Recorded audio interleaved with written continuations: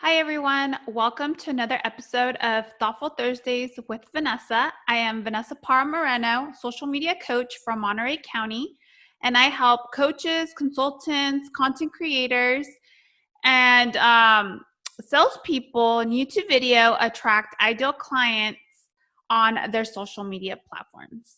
Welcome.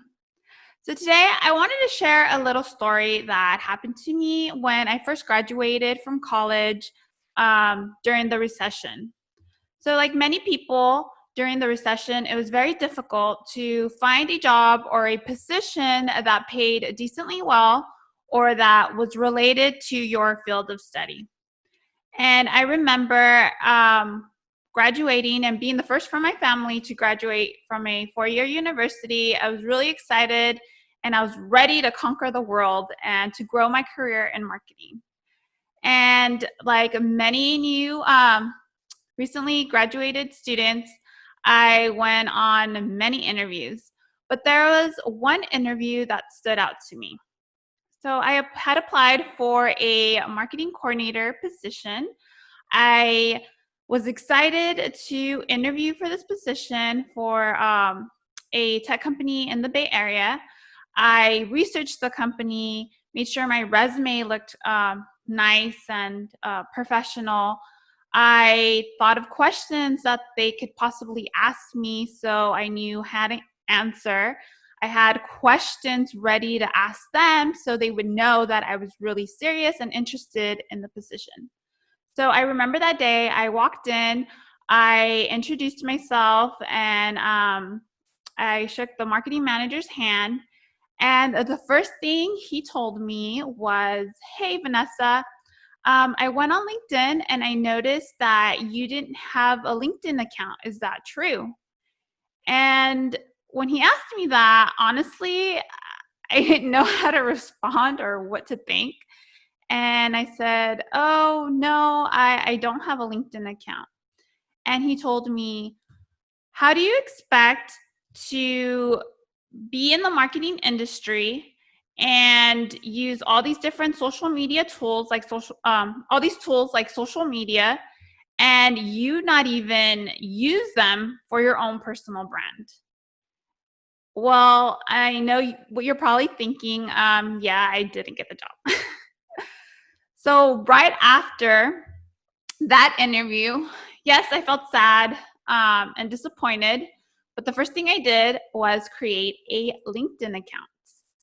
And the reason I'm sharing this story is because a lot of you, just like me, maybe are, especially right now with everything that's happening, are in a moment in their lives where you're probably trying to find the next opportunity or your ideal job. And something that I really learned from this experience, besides creating a LinkedIn account, it's really important to leverage the tools within your industry and to show people, especially employers, that you mean serious business and that you're going to leverage the tools that are given to you to show that you are an expert. And I know in the past, a lot of my friends and coworkers have asked me on tips on how to, you know, update their LinkedIn account and just make it more appealing to employers. And I know I typically talk about how to use social media to attract your ideal client, but today I really wanted to help those that are looking for their next job because I know how scary and important it is to have a full-time job and to be able to provide for your family. So today I want to give you 8 tips on how to improve your LinkedIn account to attract your ideal employer. And also for you to learn from my experience and to realize that LinkedIn is a perfect tool to really grow your personal brand and to stand out from the competition and just to get your face in front of those recruiters and employers. So make sure to watch this video. So let's get started. So the first tip I'd like to give you is for your profile picture and your cover photo. It's very important to have a photo that clearly shows your face. I know a lot of people spend hundreds of dollars on a professional photographer to do professional headshots, and that's great. If you have the money, go for it. But honestly, I don't think it's that crucial, especially if you're not a lawyer or a doctor. Yes, I want you to come off professional and put together, but you really don't need to spend that much money for a nice photo. You can take a nice photo with your smartphone. It's all about lighting and maybe using a lot of natural light, or standing in front of a window to get natural light, or using a ring light. Just having enough light to really show off your face. Something I also recommend is that, depending on your industry and I guess the personality and type of vibe you want to show off through your profile, make it fun. Yes, I know LinkedIn is a social media platform for professionals and you want to be taken seriously, and I completely agree. But that doesn't mean that you can't smile in your photo or you can't pose for your photo. I've seen so many great photos on LinkedIn of people doing different things. Um, like, for example, maybe if you're an artist, you're drawing something or taking, or maybe if you're a photographer, you have a camera next to you while you're looking straight at the lens. Just different things like that to make you stand out. Other things that I've seen a lot of people do, they put like a little border around their photo, and I personally like that because it kind of reminds me of Instagram, for Instagram stories, when every time there's a new story, the little icon has this little red ring around it, and it makes you want to go and click on it. And with LinkedIn, if you do something similar to that, it kind of gives you that feeling that, oh, what's going on here, and is going to make someone want to click on your profile. Even though I know we don't have the stories feature in LinkedIn, it'll still cause someone to want to look at your profile and check out your information. And that's what you want. You want a photo that's going to make an employer want to click on it and read and learn more about you. So that's my recommendation for a profile photo. Now, for a cover photo, this is where I think you can be really creative with it. Again, depending on the industry you want to work in or the position you're applying for, I would really show off that industry. So, for example, say you're an architect or some type of like construction manager, maybe show off a project that you've worked on in the past with, a photo of a building that you've helped create. Or if you're a graphic designer, maybe somehow show off your projects. Or I've seen like lifestyle photos of computers and laptops and iPhones and stuff like that. So really think about your industry, the position you're applying for, and get creative. And that way, when someone, or when a recruiter or an employer gets on your profile, the first thing they notice, like I mentioned before, is your scroll stopping profile photo and your cover photo. And they'll really be able to know what position you're interested in, what industry you're interested in, before even looking at all your content. So that's my tip for profile and cover photo. Tip number 2 is the headline. So I've seen a lot of people get really creative with the headline, where they talk about how they're open for a new opportunity, or just something fun related to their industry, which I think is great.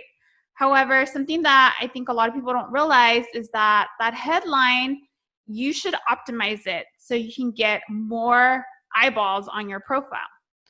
So if you notice that here in the headline section, right here, if you use specific keywords, more people will be able to find you. So for example, if you're an architect or looking for a job as an architect, I would include that. Or maybe a sales agent or a real estate agent or depending on what position you're looking for, or maybe you can be more general. So maybe if you're looking for a position in marketing or hospitality, just include that. That way, when people or recruiters or business owners are looking up certain keywords, your profile will pop up.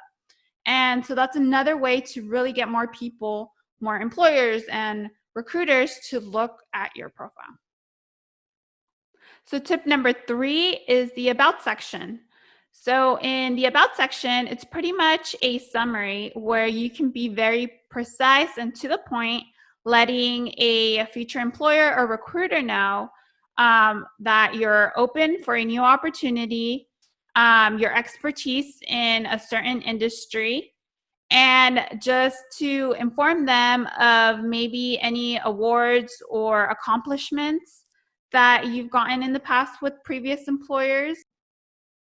I would also include how you can help your future employer by maybe really letting them know that you have mastered a specific process or training.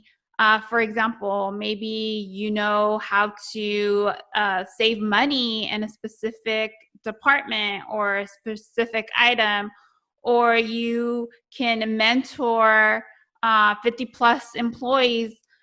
Pretty much really show off and showcase your expertise and really let them know what you're good at, what you can do for them. Because when an employer is looking to hire their next employee, yes, they look at your experience and your skill sets and stuff like that.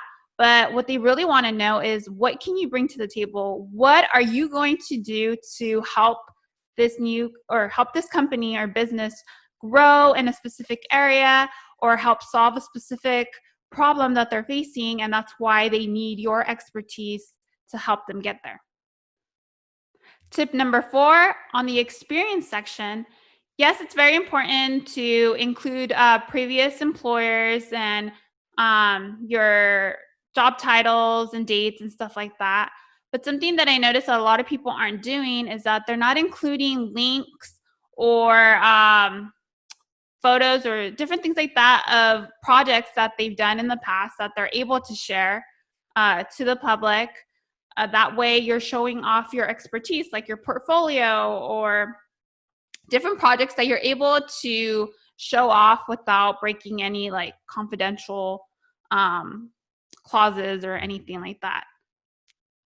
Another thing that you should really include in your experience section are percentages.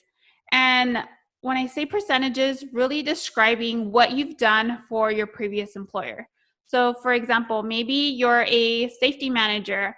So maybe you can include that you reduced 60% of injuries for this company. Or maybe you're a sales manager or a sales director and you grew 40% of sales when you acquired a new line of business. Or maybe you're in marketing and you saved 25% on marketing expenses when you decided to focus more on digital marketing campaigns. So different things like that.